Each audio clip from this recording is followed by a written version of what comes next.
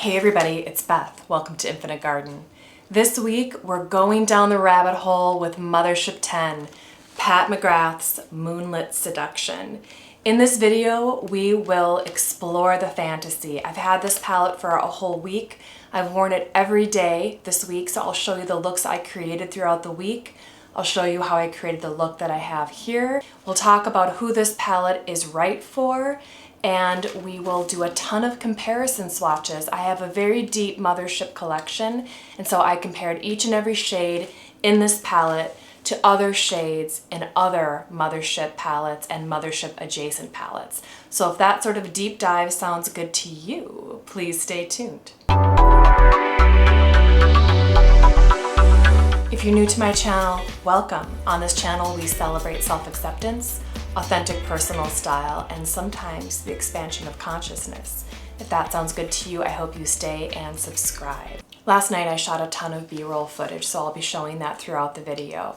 Mothership 10 is the 10th palette in the Mothership collection. Generally speaking, it is consistent with previous palettes. We have 6 quote-unquote ordinary shades and 4 special shades. In this palette, we get 3 mattes and 3 metallic shimmers. The special shades offer much of what we expect from a Pat McGrath palette, although a lot of attention has been paid to the fact that these shades aren't baked, rather they're in a metal pan and they are pressed. Let me say one thing about that. The previous palette, Utopian Dream, which I do have a review on from last summer, included many baked shades, and there were complaints about how flaky those special shades were, and now I'm hearing some rumblings that these aren't baked shades. I think Mother Pat is trying to give us what we want, so we'll get into this in a little bit, but I have no complaints about this palette. Let's first explore the fantasy. The name of this palette is Moonlit Seduction, which I already love. That's an entire vibe. I myself am trying to channel more kind of moon goddess energy on a day-to-day basis since I've let my natural silver hair grow in. I feel like that's just a vibe I want to be on 24/7 for the rest of my life. So a palette called Moonlit Seduction definitely caught my interest, and let's just be honest, the odds of me buying this palette were already really high. I'm a huge Pat McGrath stan, and I always want to see what she's up to. I haven't been disappointed by a palette yet. What we have here is a neutral palette from Pat McGrath. The 3 mattes are, generally speaking, quite deep in pigment. If you're someone who doesn't wish to buy all of the Pat McGrath palettes and be a complete glutton the way I am, I have recommended in the past that you look for the palette that contains the mattes that are most flattering to you. Pat McGrath has beautiful mattes, and one of the reasons why I continue to buy her palettes is that I find the mattes are really wearable, and it's very common for me to actually wear just an all matte look. So if this is something that's interesting to you, I think that's a really great place to look first. Do these mattes look like something that is flattering on you? Does it look like something that you would want to reach for every day?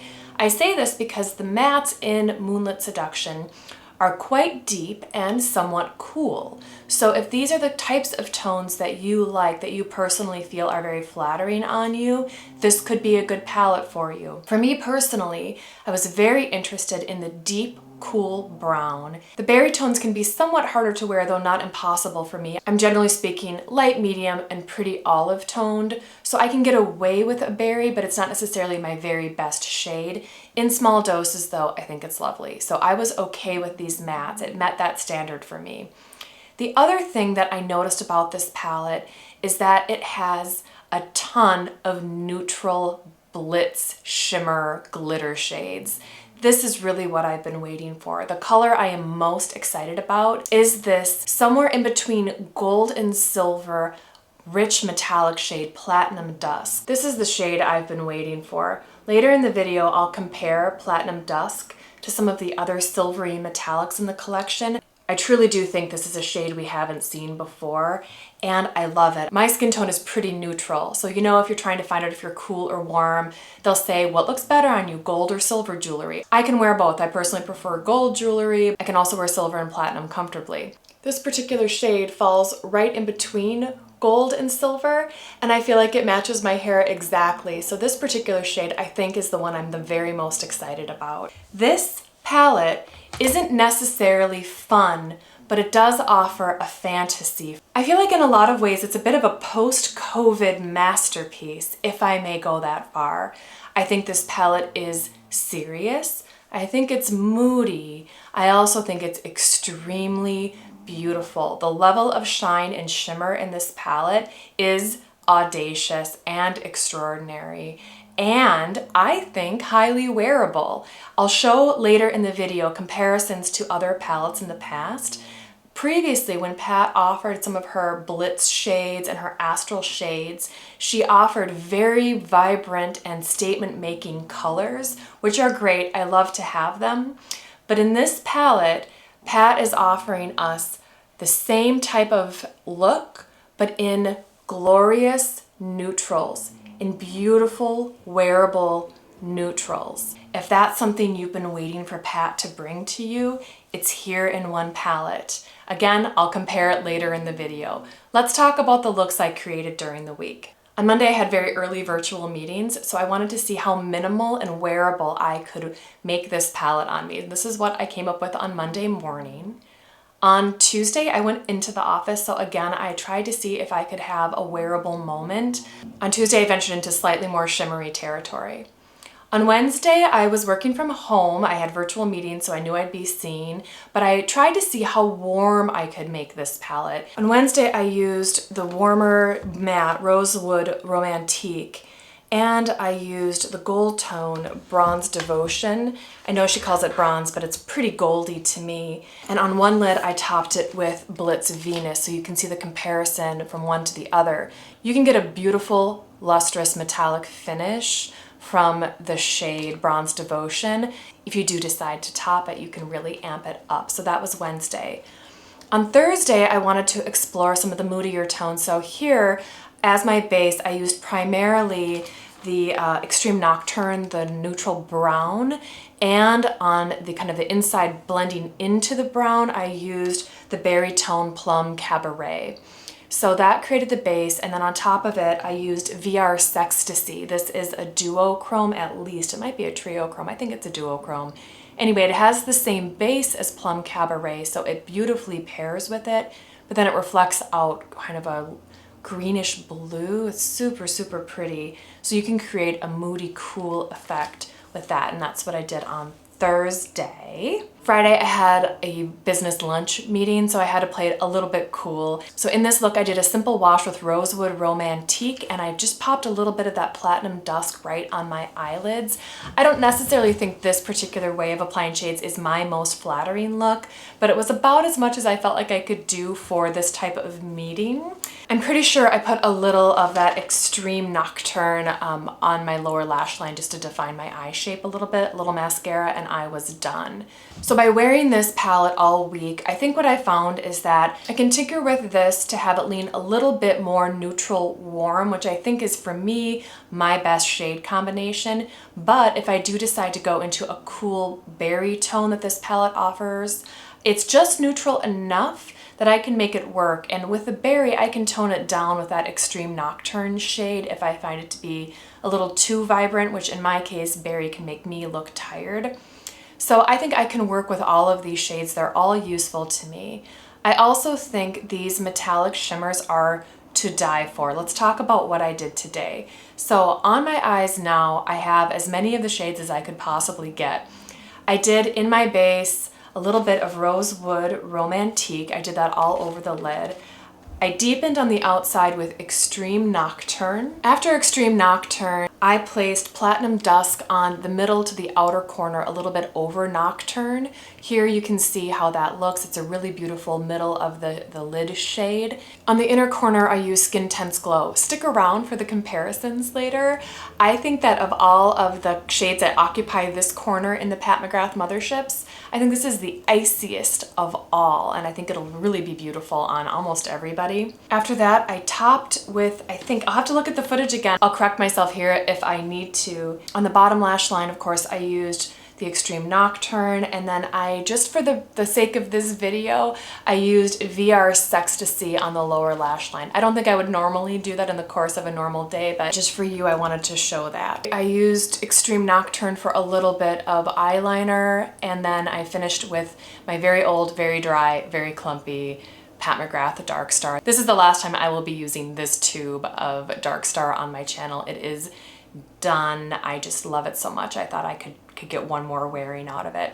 So this is the final look. I am also wearing this very brilliant blinding highlight. This is also from Pat McGrath Lab. If you're into this is something that you want. I think this is a good highlighter shade. It has that icy look. So this is how I have been using this palette to create looks throughout the week and today. Who is this palette for? Again, like I said earlier, I think this palette is for anyone who wears these particular tones well, these particular tones. If these tones are not for you, you may struggle with this palette. This palette is for anyone who really wants a shimmery look. This is abundantly rich in these neutral shimmers. If you're looking to project a very moody but glimmery, seductive look, I think that this palette is right for you. I've only had this palette for a week, so it's premature for me to say that this is among my favorites, but at the moment, this one is among my favorites. This is my 8th. There are 2 Motherships I don't have. I don't have Subversive, and I don't have Bronze Seduction. There's no reason why I don't have either one of those. I just haven't gotten to it yet, and 8 Motherships is actually kind of gluttonous, so whatever. At some point, maybe I'll fill in my collection. I also have other Pat McGrath shades. I have 3 of her 6 pans and 1 of her 4 pans. So I love Pat McGrath. I love her artistry, and I think that this palette is an interesting choice for her 10th palette. It is a neutral. I think we needed a neutral. It's also, I think, medium and dark skin tone friendly. Although for me, I'm light to light medium depending on the season. I had no problem working with any of these shades. So I do think this palette should work for just about everyone if you like and can handle some cooler tones. These are neutral, but I do feel like they are a bit cool. Overall, for me personally, I think this palette was a needed addition to her lineup. I'm happy I have it. I'm excited to use it. I have deep love and devotion in my heart for Pat McGrath, and so I wasn't starting from a neutral place in my heart with this palette. I was excited for it, and I can tell you that after using it, I think these mattes perform beautifully. I did notice a little bit with Extreme Nocturne that it did have a bit of a stamping effect. I did try one super extreme look, one that I wouldn't necessarily wear, but I was trying to see how far I could push the look. I did a look here I'll show you with Plum Cabaret and Extreme Nocturne as my base. It's a really like heavy base. And then I used VR's Ecstasy on top of it just to see what I could do. And then I topped it with Astral Gold Lust, which kind of gave it like a bit of an insect wing look, like a dragonfly look. It was really pretty. I don't necessarily think it's my best look, but I was just playing and having some fun. These are the looks I created. Those are my opinions. If you continue to be curious about this palette and want to see how each and every one of these shades matches up against the other Motherships in my collection, stay tuned. I have an extensive swatching and comparison coming up now. From Mothership 10, Skin Tense Glow, a very icy pearl. From Mothership 9, Utopian Dream, Skin Show Nude Ecstasy. From Motherships 1, Subliminal, and 7, Divine Rose, we have the repeat shade Skin Show Nude. From Mothership 2, Sublime, we have Skin Show Glow, a pinky pearl. From Mothership 5, Midnight Sun, we have Skin Show Moon Glow. From Mothership 8, Skin Show Rose Opal, a brilliant peachy pearl. The new shade is the iciest of my collection. The deepest shade in the palette, Extreme Nocturne, Mothership 10. From Mothership 9, Utopian Dream, Extreme Plum Noir, a very dark plum. I'm going to leave space here for Plum Cabaret from Mothership 10. For Mothership 8, Divine Rose 2, we have Extreme Burgundy. From Mothership 7, we have Extreme Mahogany. In Mothership 10, we have a cool gray brown compared to the warm brown in Mothership 7 Divine Rose. The two deepest shades in Motherships 9 and 8 are in league with Plum Cabaret from Mothership 10, which is more vibrant than those two, but we're still talking about a very deep plummy color.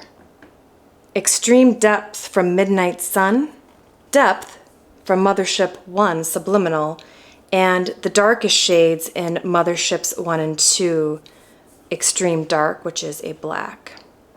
To my eye, the closest dupes are the deepest shade from Mothership 5 Midnight Sun and the second deepest matte in Mothership 1 Subliminal. I think both of these come close. Extreme Nocturne from Mothership 10 seems to fall in between these two shades. For Mothership 10, Rosewood Romantique and Plum Cabaret.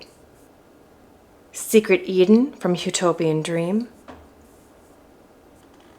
Naked Blush, Divine Rose 2. Veloria, Divine Rose 1. Lotus Paradise from the Celestial Divinity Quad. Tranquility from the Golden Opulence. And this one's not a dupe at all, but here's Dark, Mothership 2, Sublime. In the other palettes, I think you'll be able to find other plum tones and other cool pinks, but I can't say in these Motherships that I see a dupe to these shades. These shades do feel like new shades. And the reason we buy Pat McGrath shades, the VR shades, from Mothership 10, VR Sextasy, a red-blue duochrome. From Mothership 8, Divine Rose 2, we have VR Sextra Terrestrial, a triochrome, gold, green, and pink. From Mothership 7, Divine Rose 1, VR Rose Venus, a beautiful gold pink. From Mothership 2 Sublime, VR Nectar, a very cold greenish pink gold. And finally from Mothership 1, VR Violet. This one is the closest to the new one in Mothership 10. I think these two are the closest, Mothership 10 and Mothership 1. The Astral shades. From Mothership 10, Astral Gold Lust, a nearly transparent gold shimmer. Astral Lilac Aura. From Mothership 9, Utopian Dream, Astral Amethyst Moon, and Astral Venusian Orchid. From Motherships 5 and 7, the repeated shade Astral Solstice. From Mothership 2 Sublime, Astral Ghost Orchid. And from Mothership 1, Astral White. These are the two new shades from Mothership 10. I think this adds to the collection a peachy gold that's very close to my skin tone and I think quite beautiful, and a very icy lavender white. I think this is new too. I think the closest dupe to this, Astral Solstice from Mothership 5 and 7, the Blitz shades. From Mothership 10, Blitz Venus. From 9, Blitz Extreme, a triochrome. From Mothership 5, Midnight Sun, Blitz Orchid, a beautiful blackened violet. From Mothership 2 Sublime, Blitz Emerald, a blackened emerald. And from Mothership 2 Subliminal, Blitz Blue, a navy blue. The main difference I see here is that Mothership 10 gives us an extremely wearable neutral Blitz shade, whereas the Blitz shades in the past have been reserved for sort of daring special colors. I find this Blitz Orchid quite wearable, but I think that this new shade in Mothership 10 is truly the most wearable on a day-to-day basis for me. From Mothership 10, the two metallics, Platinum Dusk and Bronze Devotion.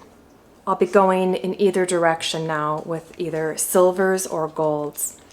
Of all the shades in the palette, I might be the most excited for Platinum Dusk. And now for the first time in this video, Mothership 4 Decadence will be making an appearance in my swatch comparisons. I have 5 shades from Decadence to compare. Going down my arm from Platinum Dusk, we have Enigma, Divine Mink, and Sterling, Brilliant Silver. We have Sinful and Gold Standard. These are the 2 new shades in Mothership 10. Mothership 2, Iconic. Mothership 1, Substance. Mothership 7, Sable Bronze. Sable Bronze might be the closest dupe to the new shade in Mothership 10, Bronze Devotion. From Utopian Dream, Bronze Desire, Copper Penny Color, and from Divine Rose 2, Bronze Rosé 5, a brilliant copper. These 2 colors are somewhat similar here. From the 6-pan Bronze Devotion, Bronze Struck and Illicit. These are the 2 new shades in Mothership 10, and on my arm I don't see a real dupe for Platinum Dusk or for Bronze Devotion. You can get a lot closer with Bronze Devotion to matching it with one of these, but I do think that Platinum Dusk is a new shade in the collection. Hello, I'm so happy to see that you're still here. I hope you enjoyed this exhaustive review of Mothership 10 Moonlit Seduction. If you're interested in more Mothership reviews, if you want to see me playing with more of my collection, please let me know down below. I'm absolutely happy to do that. I love this eyeshadow so much. I hope you're all doing well out there, and I hope you have a great week ahead. Thank you so much for watching. Talk soon.